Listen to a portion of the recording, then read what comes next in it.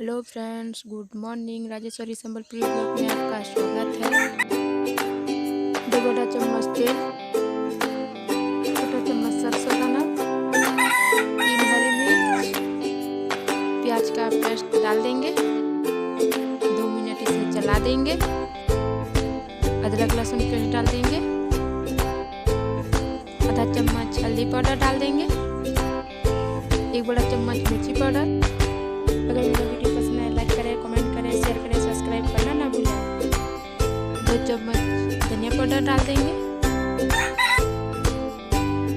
टमाटर प्यूरी डाल देंगे।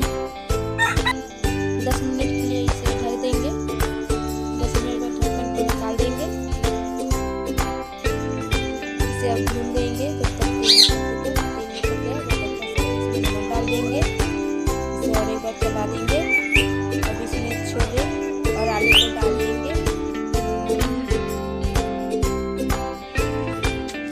अब मसाला छोला आलू को भून देंगे, मिक्स कर लेंगे मसाले के साथ।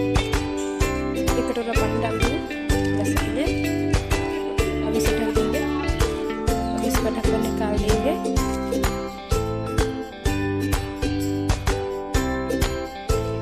सब्जी बनकर तैयार हो गया है।